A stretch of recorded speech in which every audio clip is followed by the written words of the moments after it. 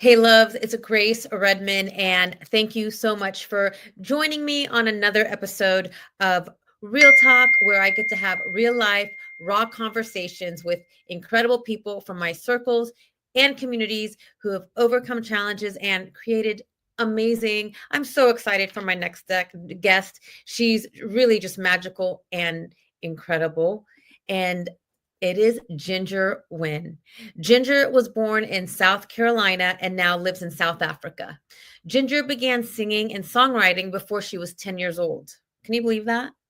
And at 16, she left high school behind and fully dedicated herself to musical pursuits, taking on various jobs to support herself, including a gig as a pastry chef, which lasted for 3 years.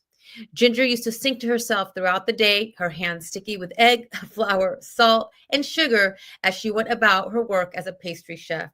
Behind all that singing was a dream, as many of us have had, to leave the 9 to 5 behind and make music full time, to sing her songs to audiences far and wide, to share her passion with anyone and everyone willing to listen. Ginger reintroduced herself as a singer-songwriter in March of this year, 2024. She did an incredible tour with the world-renowned Gypsy Kings, and today she celebrates her dream come true with the announcement of her upcoming debut album, Stop Motion. Ladies and gentlemen, please help me welcome Ginger Winn. Ginger! Hi. Oh my God, I'm Thanks so so much for excited. having me. Absolutely. It's so exciting to have you. When I first saw you and heard you, I just fell in love with you. So I reached out and just said, hey, I would love to celebrate you. So thank you for joining me. Yeah, my pleasure. It was nice to hear my introduction because there's been so much going on that I forget what's actually happened in the last year. Yeah, so much has happened. I've been, following your journey, so many amazing things. I saw that you're having some delicious food and having fun in New York City Yeah, recently. yeah. So yeah, I maybe since we last talked well, not since we last talked, but in the beginning of the year I was living in Cape Town and I actually decided to move back at the beginning of this year in March. So now Nice. I'm actually moving to upstate New York. Oh, very nice. Yeah, Where in in Kingston. New York? Kingston. Oh, very nice. I was just Hmm. in New York last month. I love New York. It's amazing. It really is amazing, and Hmm. I never have enough time to see everything and do everything and eat everything. I'm literally going to like an Italian eating festival tonight. I love it. You have to tell us all about it when you're done. Let me know how that goes. Post, Yeah, post. I will. I I will could for sure. I'll do like a little vlog or whatever, like I've been doing. Yeah, I love that. I love, just you're so inspiring, Ginger, because you at the Thank you. young, tender age, of 16, you decided to pursue your dreams and just, leave the traditional school and go after your dream. I'm like, wow, that's brave. Like, how were you able to just really overcome, self-doubt and fear to go after your dream? Like most of us never do that. Yeah, I will say that my mom's support was a huge help. If I didn't have her, dedication and just 100% conviction and my career and my dreams and stuff, I don't think I would have had it at all. So Mm. it really helps when your parents are supportive, and she was really supportive with me dropping out of school. It was actually kind of her idea, so Wow. it helps a lot to have that support behind me.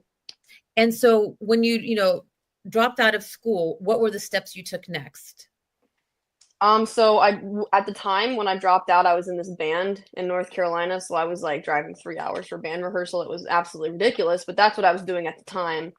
And between the ages of 11 and 22, me and my mom would write and record an album every single year. So when I dropped out, I was right in the midst of doing that, and so we just had this huge catalog and still do of many many songs. And when I was 17, right after dropping out, I got my first job ever as a pastry chef, or I was a waitress, and then I gradually worked my way up to a pastry chef because I loved baking and cake decorating and whatnot. And And you're talented, music. very talented at it as well.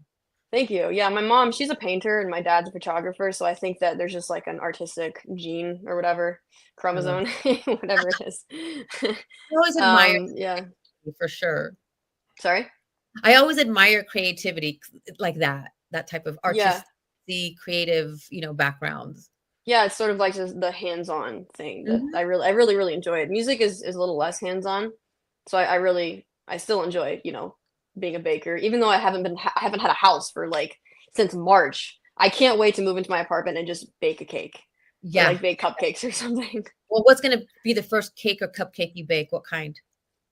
Um, well, it could be a gingerbread cookie if I Oh, there want you to go. just really make fun of myself, or I love something like a it. carrot cake.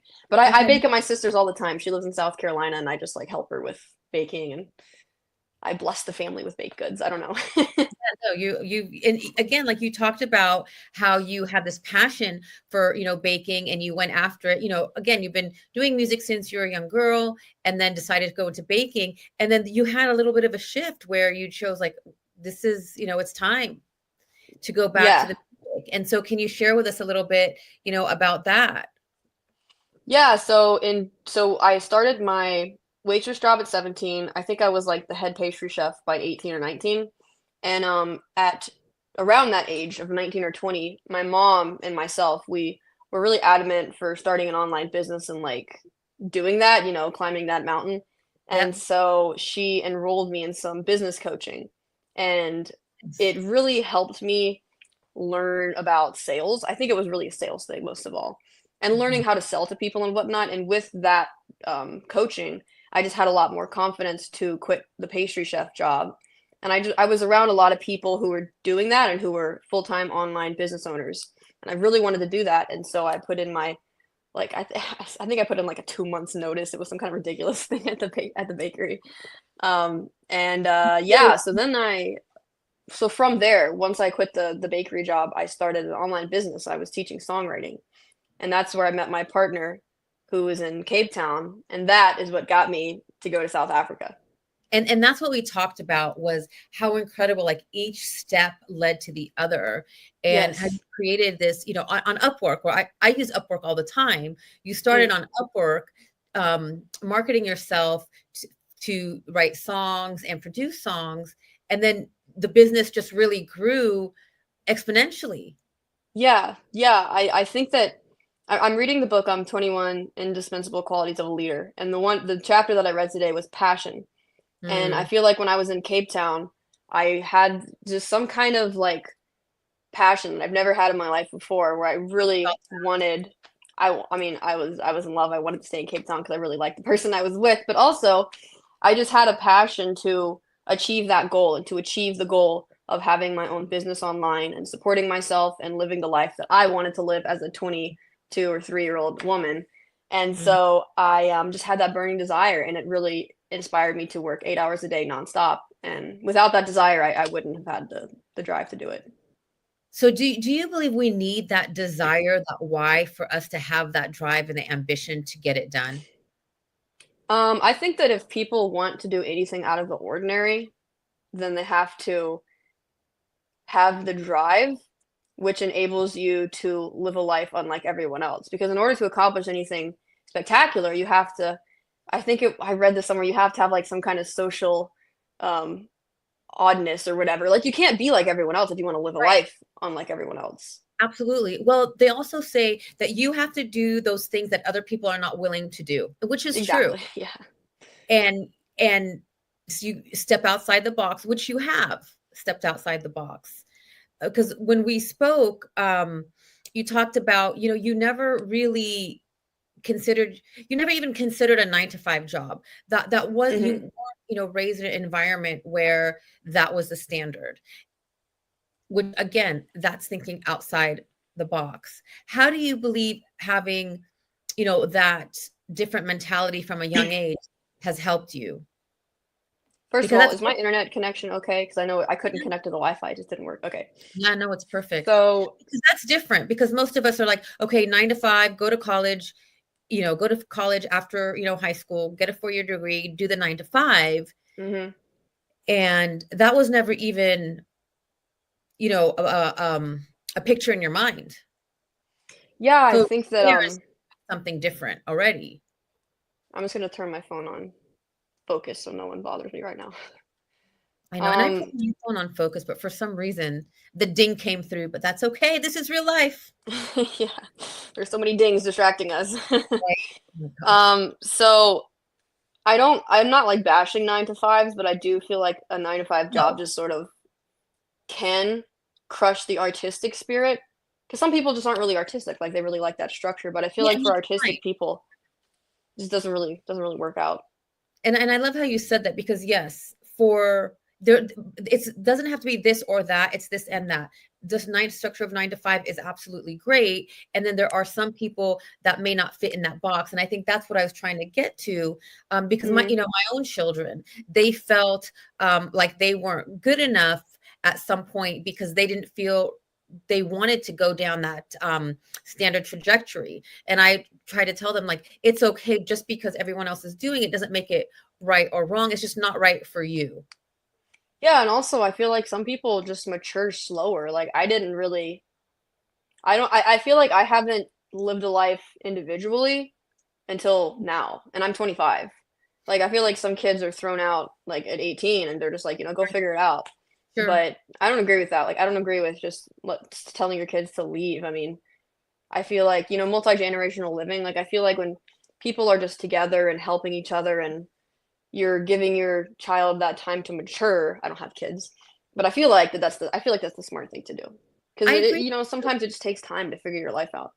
I really thank you for that perspective. I appreciate you sharing that because there are times where, my generation feels, did we hinder our children? Do we hinder the younger generation by being supportive and being there? Because our generation, like we were latchkey kids, we were, hey, figure it out. Hmm. However, we didn't. We wanted to be supportive. So I appreciate you so much for sharing. Like, yes, this is what we need. This is what we want to help us be successful. So thank you for that, Ginger. Yeah, my pleasure.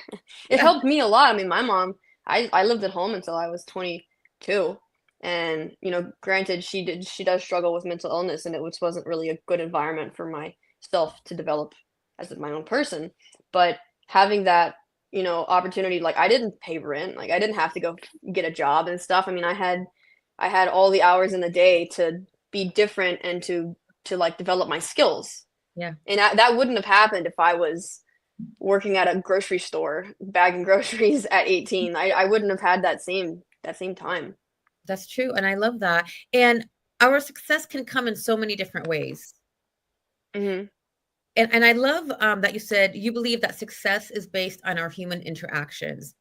Tell me more Yes. about that. So I lived most of my life with just me and my mom, and so there was no human interactions. And when I went to Cape Town, I I slowly started to meet people. Like I had to leave Cape Town every 3 months because I had a tourist visa. And so I went to Germany for the first time to visit my brother and his family. I went to France for the first time to visit my aunt and my cousin. And I like became really close with my sister in the US, who I had never had a relationship with because she's so much older than me. And I just, family relations, and my mom kind of kept me from her and like all that weirdness. But I just met people and I was like, weird. Like it's so weird to be around people, and I realized that I didn't really have a lot of people skills for I didn't have the skills to maintain relationships. I had the skills to be a people pleaser, which is it's like the cop out to just be overly nice. I And it's get really it. hard to maintain relationships because maintaining relationships takes conflict resolution and Yes. talking things out. And my family is the type to say F you, slam the Right. door, don't talk for 3 days, and then you call up and you're like, hey, how's it going? Like you just act like it didn't happen. And you can't really maintain relationships other than family like that, because family will call you back, but other people are just like, whoa, she's crazy. Well, it's true. So I love that. Like, so what I'm yeah. hearing you say is that success is based on your ability to resolve conflict. Yeah, resolve conflict and actually take an interest in other people. Yes, and That's a get curious huge thing. Because for that's sure. that's all that people want, is to feel like they're heard and to feel like you actually care about them. When I met my co-writer Tina and Matthew in 2022, I think I met them at the end of 2022. I was living in Cape Town. They were one of my clients. Tina was his wife. And she reached out. I was supposed to turn one of his poems, or like a collection of his poems, into a song for a gift, as like I think it was an anniversary gift. And our working relationship developed the next 2 years. Eventually, Matthew reached out to me directly. We wrote, like 30 songs over the course of 2 years. And then I was flown to the US to make the album in March of this year, which was a whole nother story. That was insane. So I've been working with them since March of this year. And they're two highly successful people in my eyes. And I've noticed that one of the reasons it seems that they're so highly successful is because they are just wonderful with people. I mean, Mhm. they're so good with making people. They're just so good with building teams and like creating genuine relationships with strangers. And another thing that I just really admire about them is their ability to creatively think of ideas. I've never appreciated that so much. They see like Bob over here and they see Jan over here, and then they come up with some creative way to benefit everyone and then Mm. three other people. Like it's Ah, so inspiring. and it's a beautiful, it sounds like service. They're very much in service. Yes, yes. So Matthew, my co-writer, he's a lawyer, a Mhm. 9/11 lawyer. I don't really know what that's called, but I call it a 9/11 lawyer, helping people get benefits or whatever. I don't know how to describe it, but you know what I mean. Yes. Yes, Yes. and his job is a service job, and it's a probably a very hard job. And I know for a fact he's heard lots of, stories about people being affected by 9/11. That's what I thought when you said 9/11. I was thinking, helping victims or those affected by 9/11. So, Yes, right. And then he's also a songwriter. So you write the songs for him and he produces them. Is that what it was? so he's a poet, a lawyer slash poet, and I would call him tone deaf. I don't know if he knows that, but he like him and his wife. I think they've casually played instruments like long, long ago, but they're not really musical people. And so he's a writer though, a wonderful writer, poet, or just writer. And so when I was in Cape Town, he was sending me those writings, and I just turned them into songs basically and I love produced them that. and sung them and everything. So what a beautiful manifestation, and how It's again you connect, yeah. like you fell in love, went to Cape Town, and then while you're in Cape Town, you had to find a way to work. So you created this business on Upwork that attracted, this couple, these two individuals, and then Yeah. it just and now you have your own album. You were touring with the Gypsy Kings, which is how I met you, Yeah. and you worked that crowd that evening. I mean, talk about Yeah, thank you. charisma. So I would have never known that there was a time in your life that you felt that you didn't have social skills, because you came out there and just really rocked it. Thank And you. you have a beautiful, incredibly beautiful voice on top of that. Um, so something we talked about as an entrepreneur and a songwriter, do you have a set schedule? Like, what does your schedule look like? I have no schedule as of right now because I moved back to the US in March and I haven't had a place to live since March. And so one of the months I was on tour, a couple of weeks I've been at my sister's, a lot of the time I've been upstate, which means that I've been moving around every Mhm. single week, 2 weeks, every 3 days. Like it's really been um it's grinded me down so much, this traveling, but it's over. We finally have found a place in Kingston, and I'm hopefully moving there at the end of December. Um, so I don't have a schedule, and sometimes I struggle with the schedule. But lately I've found a lot of success locking myself in my room and Mhm. closing all of the curtains and turning my phone on focus mode and just doing that. That's really the only success I found for accomplishing the harder tasks I need to work on.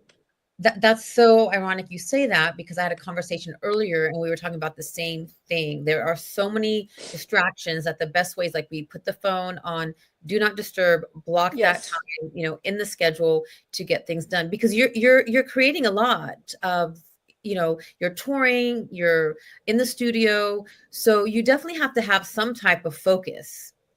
Yeah, especially as working for yourself. One of the things I really enjoy is having like someone say, "You need to be here at this minute," and like you can leave at this minute, and you're doing this at the next minute. Like it's so nice to have someone tell you when to do things and when to work.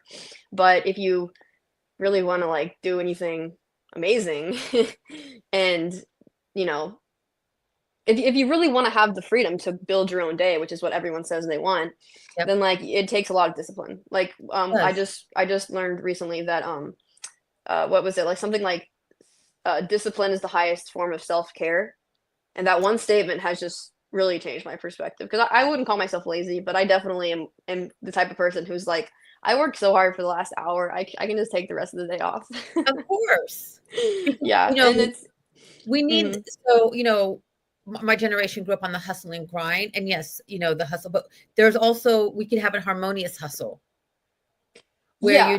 Mhm. you use the play and the fun into the day, and you're going to be way more productive, and you're going to be way more creative as well. Yeah. Yeah, and you're a lot happier. Um, I sound Yes. like I read a lot, but I don't. But another thing I just read recently was that when you feel stressed, it's because you're not working as hard as you think you can. Like you're not, um, working to your full potential. And I have noticed that when I am stressed, it's usually because I could be working and I haven't been working that day. And I'm just thinking of all the things I could be doing. And then I start to feel bad about myself. And it's like a sort of a tunnel or a rabbit hole that you go down. So, Totally. yeah, as long as I just work as hard as I think I should work, then I'm a lot happier.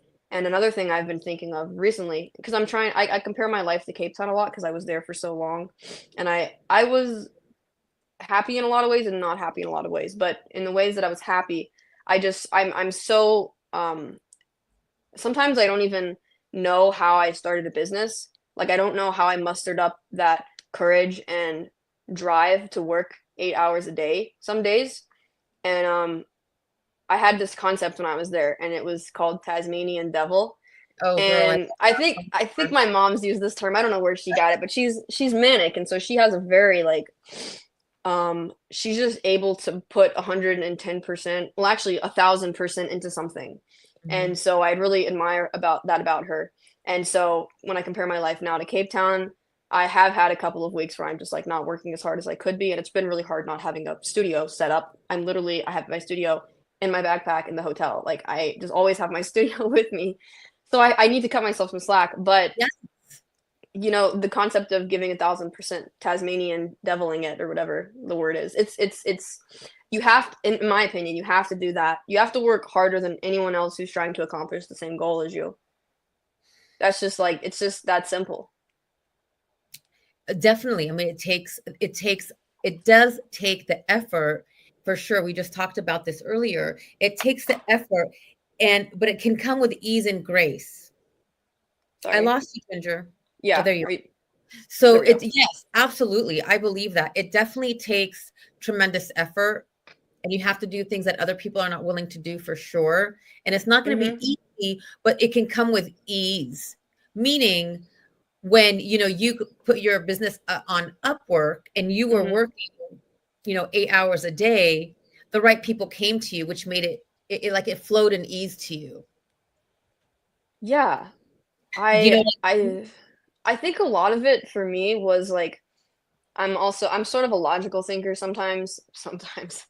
And a lot of it for me was upping my chances because I knew on Upwork I didn't have many like a high chance of success, but I knew that I myself could work harder than anyone else and I could reach out to more clients than anyone else, which would therefore statistically make me more likely to land a client. And maybe yes. some of that was from the business coaching I learned, probably. But Mhm. I feel like a lot of life is statistics. Like if you're trying to be a freelance photographer or like a freelance whatever, then it's just reach out to more people and keep That's true. learning. That's true. Yeah. Well, you know what it is? When I met with my coach this morning, I was like, I didn't feel like showing up, but I did. It's about Mhm. showing up every day. It's about being committed and consistent, just like you were, because for 12 years, you wrote an album every year. How did being committed and consistent to that prepare you for where you are today? Well, I think a big problem in my life was that I wasn't the one instigating that. It was my mom. And so when I got into the real world, I had seen her with that level of commitment, but I'd never done it myself. Mhm. And so I had to learn how to do that. And I think I learned because I again wanted to be in Cape Town so bad. So I kind of forced myself into it. But it was definitely role model to me. And I think that it's really important to have people in your life who inspire you because Yes, you see it as possible and you're like, oh well if Jim can do it, then I can do it. So it's like I think that's so important. 100%. When there's something that I want to accomplish, I go and I find, an example of what I want to do, and then I follow that person and I model them. I mean, there's something to be said about modeling. And I know you reading the business books, they talk about modeling in so many of the books. We don't have to reinvent the wheel. We can Yeah. just go to those who've accomplished what we want, and we can create it the way that we choose. So for myself, I take what I want from here and here, and I model that to get to where I want to go. Mhm. Something that you talked about was checking your ego at the door to get to where your dreams are. Yeah. What does that mean? So it took me a second to remember, like, what was I talking about?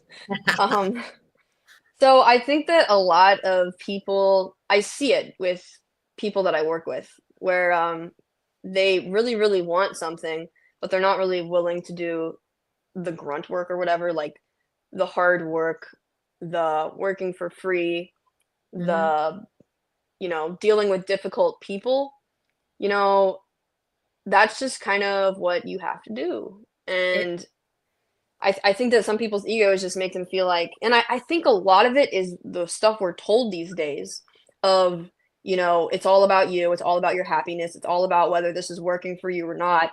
And it's like sometimes you just have to realize this is going to suck and like this is going to be miserable, but I'm going to push through it and like I'm going to persevere. I can't be happy all the time. It's just completely unrealistic. I agree. I agree.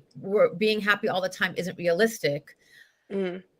And, but I feel like, but being in a place of, what's the word? It's not, maybe peace. Like I can be at a place of, acceptance. That's the word. Yeah, I feel like acceptance comes from knowing you've given it your all, and, like, Yes. you have to give it your all, and when you give it your all, you are sometimes miserable because you're missing out on some of the comforts or, like, happy little, um you're delaying gratification. That was something my mom's Yes. probably told me a million times in my life. But look at I haven't where said it it in got you. years. Look where it got you. And that's what it's about. I think our society now is so used to instant gratification. However, the real success doesn't come instantly. It really doesn't. No. Okay, maybe once in a while you could have, an instant gratification, but to create the type of success that's sustainable, I mean, it takes time Mhm. and It commitment does. and a consistency. And like you said, the hard work, that's sharpening your resilience, the perseverance, the courage, because Mhm. there are going to be obstacles, on every path to success. So with that being said, what's been one of your obstacles and how did you overcome it? And now how do you see it as a blessing? I think an obstacle and something I sometimes still struggle with is just I get in the way of like what I want to do. Yeah. I think about myself too much and like my, what other people think of me. Because I think growing up being a people pleaser as a young person, I just was very concerned with people liking me. I prided myself on everyone liking me. Like, oh well, everyone likes me. I can get along with everyone, but that's actually not a good thing because you're not being a real person. You're just saying whatever people like, and you're being whoever people will get along with. And True. so it's been really, really helpful for me to see that. I realized it's selfish to be too nice. Oh, Yeah, and I thought the same when I heard that. I was like, I wow. would love this young wisdom. But it's selfish because you're only caring about what other people think of you instead of doing what actually needs to be done. Yes, And yes. so when I realized that, I really feel like my life started to change in the Mm, craziest way. I realized that at the end of last year, I think, and you know, I'm like not even I'm moving I literally am moving to upstate New York and I just made an album and I'm working with this incredible team of people. That's been a big thing too. And I've made friends. I've never had friends in my life, real friends.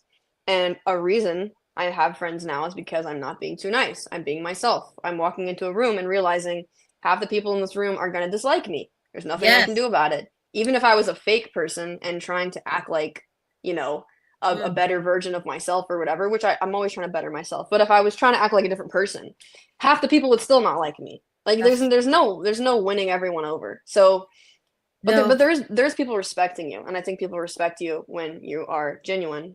And you can get 100% of people to respect you if you're genuine. They just might not like you, and that's and totally that's fine. and that's Hmm. totally fine. I love that. I really love that perspective. Being a people pleaser is selfish It because you're right. is. You're not being authentic.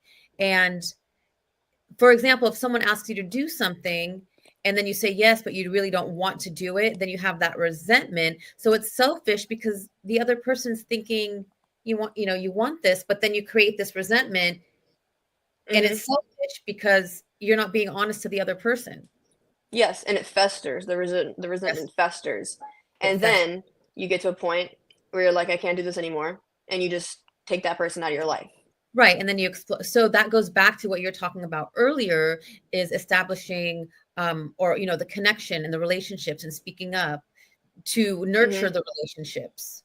So you're not just Yes. slamming the door and walking away. Yes, and a lot Yeah, of nurturing is working through conflict. And like I said, I wasn't taught that ever, and I would like to learn more about that because I still don't really know how to do it very well. But one thing that's helped me I with love that is just thinking of the team I'm on instead of myself, and also putting a tin on everyone's head. That's a concept John C. Maxwell uses a lot, and talk it's to me about like, that. so putting a tin on everyone's head means that you see them at their full potential. You don't Mhm. so, sometimes I struggle with seeing someone and thinking that they're thinking the worst. And Yes, therefore, that puts like a really weird energy into the conversation when you're trying to resolve conflict because then it seems like you think poorly of them. And yes, then I think that the energy is, well, then they're like, well, why do you think I would think that? Like, that's not it at all.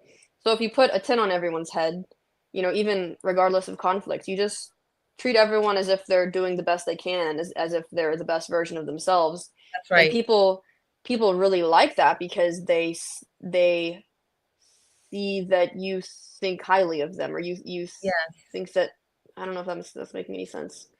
it Is it does making make sense. sense? No, Okay. for sure. Because in my studies, they the what do they call it? I don't remember what the phrase is, but they say each person's doing the best they can in that moment. Mm-hmm. And so Yes. recognizing and then stepping back and getting curious, like, okay, this person right now, affected me in this way. And they're doing the best they can. And, I need to express this to them in a way that doesn't feel defensive. Yeah. So that way I I come definitely from, come off as defensive a lot, and yes, so I come off as it's curious. helped. Mm-hmm. I love that. I love that. It's So yeah. wise for This a young girl. Well, you're it's not a just young girl, reading. Yeah. I know I'm 25. I've successfully young lived lady, the first if I quarter could of my say life. that. I hope that's okay. So, wow, you just came off the tour with the Gypsy Kings, which they're amazing. Like every time they're here in the Bay Area, like I go see them. The venue at Mountain Wineries, incredible. It's always They're magical. so awesome. They're so Yeah, awesome, the winery is amazing too. right? Mm-hmm. I'm just going back to that moment for a second. What was it like touring with the Gypsy Kings? Los So Reyes. a lot of people were asking me, "Are you scared?" Like the most people I'd ever performed in front of was maybe 200 at the max, 200, 300, somewhere around there. And I haven't performed much in my life at all because I've been, like I said, making an album every year and recording it. So thank God I learned the concept. It's selfish to be too nice. It's selfish to think about yourself. I learned all that stuff right before the tour because when I was on stage and I was thinking about the tour and everything, my main focus, instead of what if I screw up, what if they don't like me, what if they don't like the music, all me, me, me, me. Instead of Mm, all that, I was focusing on, I want to give them a good yes. experience. And that took myself out of the block. Like I wasn't in the way of giving them a good experience. I was just focusing straight on their experience. Oh, And so it allowed me to like, be goofy and like be fun and, possibly screw up but do something that would bring them joy. And it's not to say that I was being a people pleaser because I was genuinely focusing on them. I was not focusing on what they're thinking of me. right. So, yeah, And I witnessed that. I witnessed good. it, and it was incredible. It was impressive. It was inspiring, and the energy that you emanated was just so authentic and inspiring. And so now I love the backstory to that, because like you said, like I showed up to serve. I wasn't in my Yeah. head, I was in my heart, Yeah. and it showed. And I appreciate, because that's a great reminder, for me and probably those who are watching, when we show up and we move from here, like, okay, what are they thinking? And moving to here, like, how can I be of service? How can I give them joy? It just changes the entire experience. And energy is everything. It does. It does. I feel like when we um idolize people, or when we look at celebrities and we're like, wow, I wish I could be more like them. I feel like it's just those people that we respect and idolize and want to be like, they really are, for the most part, thinking they're not like in their own head thinking of themselves. They're actually like living experiences, and they're putting themselves out there, and they're not afraid to be themselves, and they're not selfishly in their own head. It's true.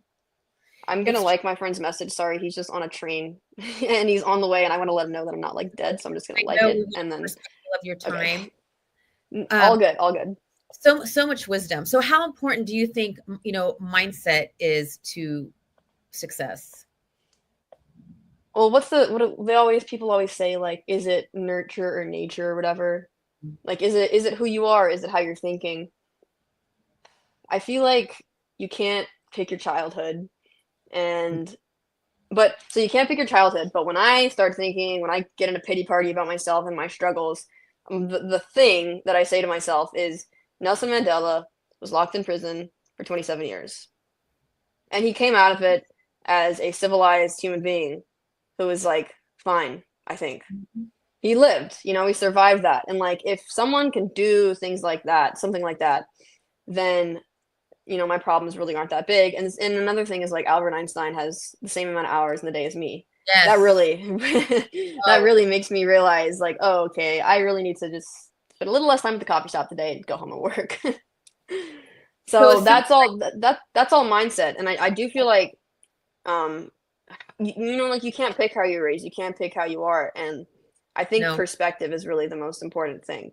Some people feel like they have this big traumatic experience because their parents didn't tell them they love them a few times. Like it was, this is like they feel like their life was horrible. But if you compare your life in the US to so many people like in Yes. other countries, you have such a great life. And yes, parents do things that are horrible to you sometimes. And like, yes, sometimes you didn't have the great education growing up, but you can still wake up and work harder than someone who had a college degree or whatever, or who is like a natural brainiac. Like there, you life's what you make it. That's Yes, just how I feel. it is. And I love what you just said. Um, it's not always about talent. You could No, have it's no. a person, So, and if you put the commitment and the mhm, consistency in, um, yeah. well, they're When I not was gonna. recording, when I was recording with David Barron, one thing he told me was that it's not all about talent. So David Barron is a very successful producer based in upstate New York. He's from there. He's worked with the Lumineers. He's producing for them right now, I think. Maybe I'm not supposed to say that. I don't know. But he's like he produced the song "All About That Bass" by Megan Trainor. Oh yeah, Because I'm all yeah. He produced that like in his studio. He's worked with so many famous people, and he says that it's not about talent. Like especially in the music industry, the people who are at the top level are militant. Like they don't take this industry. They don't take it for granted. They're very serious.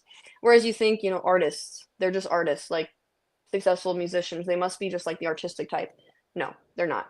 They're taking it very serious. yeah. They're committed and consistent and Committed, dedicated. yes. In it, like they're in it. They're That's who they are. They're not messing around. yeah, They're working harder than anyone else who's that's right. trying to do the same thing. Yeah. And and that's what it takes, doing things that other people wouldn't do.